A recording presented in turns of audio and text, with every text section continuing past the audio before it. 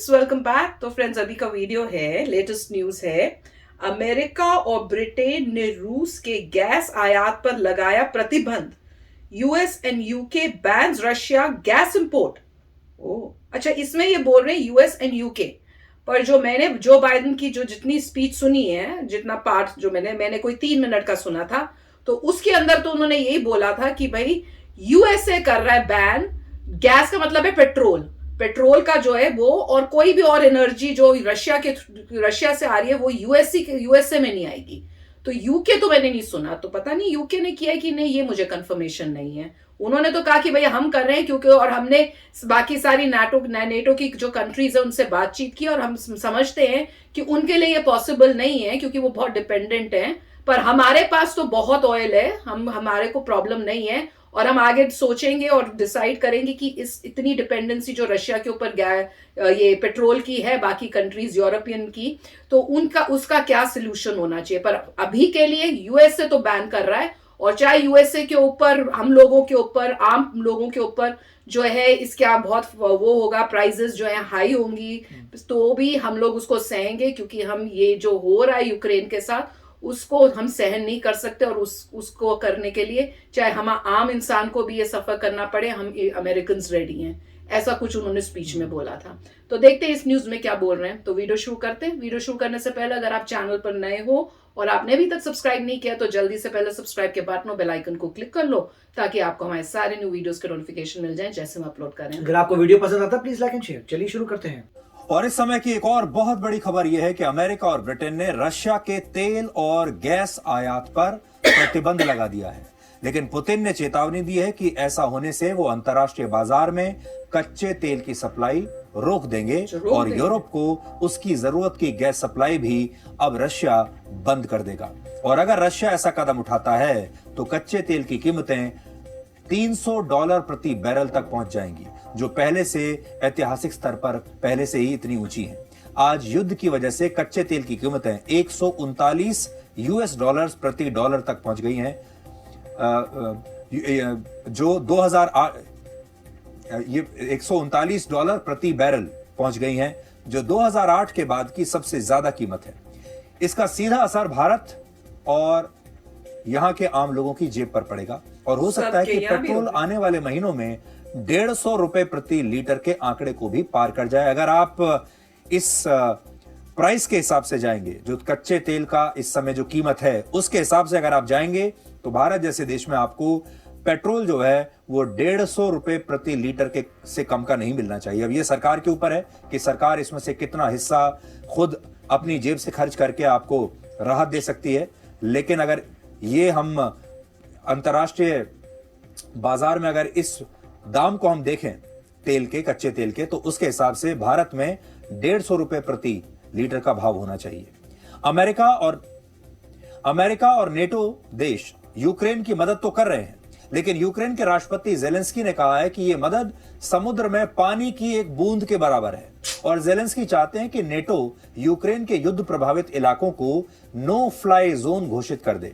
लेकिन नेटो ने आधिकारिक तौर पर ऐसा करने से इनकार किया है, और जेलेंस्की ने इसे यूक्रेन के साथ पश्चिमी देशों का विश्वासघात बताया है। Якщо світ буде осторонь, він втратить себе назавжди, бо є безумовні цінності для всіх однакові.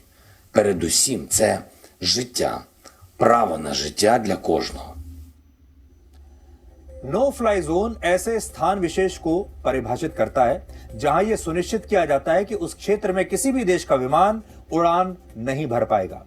वर्ष 2011 में नेटो ने लीबिया के कई इलाकों को नो फ्लाई जोन की श्रेणी में डाल दिया था, ताकि लीबिया का तानाशाह गद्दाफी विद्रोहियों के खिलाफ अपनी वायुसेना का इस्तेमाल न कर पाए, और जेलेंस्की भी ऐसा ही चाहते हैं। असल में जब नेटो किसी क्षेत्र को नो फ्लाई जोन में डालता है, तो उस क्षेत्र में नेटो देशों के विमान मंडराने लगते हैं, और अगर किसी दूसरे देश की सेना का विमान उस क्षेत्र में आता है तो उसे हमला करके नष्ट कर दिया जाता है।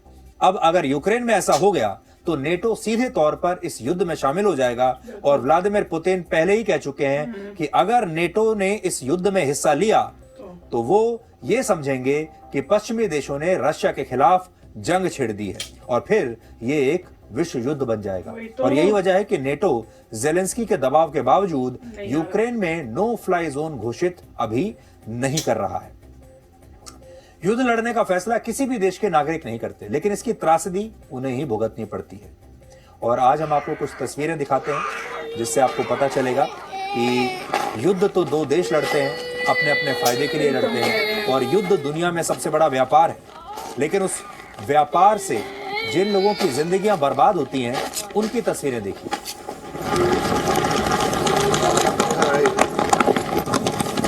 वो नहीं चाहता कि उसके फादर जाए।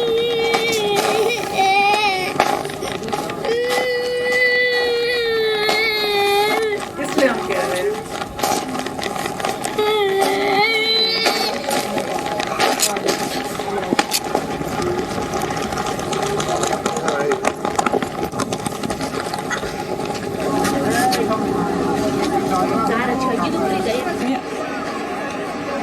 छोटे छोटे बच्चे हैं जो खड़े हैं जाने के लिए।